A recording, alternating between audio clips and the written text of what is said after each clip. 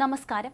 വിഷു ആശംസകളുടെ ഭാഗമായി ശ്രീകൃഷ്ണൻ മന്തി കഴിക്കുന്ന രീതിയിലുള്ള ചിത്രം പ്രചരിപ്പിച്ച ചേർത്തലയിലെ മെഹർ മന്തി ആൻഡ് ഗ്രിൽസ് എന്ന സ്ഥാപനത്തിനെതിരെ വ്യാപക പ്രതിഷേധം. ഹൈന്ദവ വിശ്വാസങ്ങളെയും സങ്കല്പങ്ങളെയും അപമാനിക്കുന്നതാണ് റെസ്റ്റോറന്റിന്റെ നടപടിയെന്ന് ആരോപിച്ചാണ് സോഷ്യൽ മീഡിയയിൽ പ്രതിഷേധം കടുക്കുന്നത്.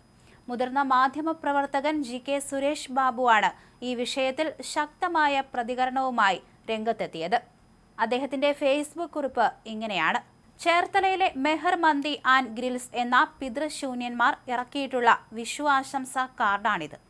ചിക്കൻ മന്തി കഴിക്കുന്ന കൃഷ്ണൻ, പന്നിയിറച്ചി കഴിക്കുന്ന പ്രവാചകന്റെ ചിത്രം ഏതെങ്കിലും ഹിന്ദു നാമധാരി ഇങ്ങനെ ആശംസാ കാർഡ് ആക്കിയിരുന്നുവെങ്കിൽ എന്താകുമായിരുന്നു?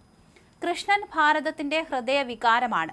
ലോകമെങ്ങും ഏറ്റവും മികച്ച മാനേജ്മെന്റ് ഇൻസ്റ്റിറ്റ്യൂട്ടുകൾ ഭഗവത്ഗീതയിലെ മാനേജ്മെന്റ് ശാസ്ത്രത്തെക്കുറിച്ച് ഗവേഷണം നടത്തുന്നു.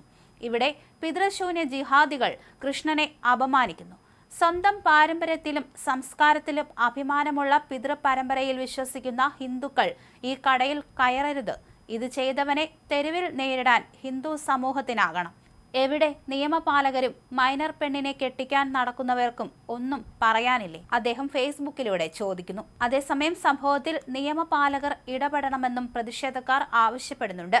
സോഷ്യൽ മീഡിയയിൽ സ്ഥാപനത്തിനെതിരെ വലിയ തോതിലുള്ള സൈബർ ആക്രമണവും ബഹിഷ്കരണ ആഹ്വാനങ്ങളും ഇതിനോടകം തന്നെ ഉയർന്നു കഴിഞ്ഞു.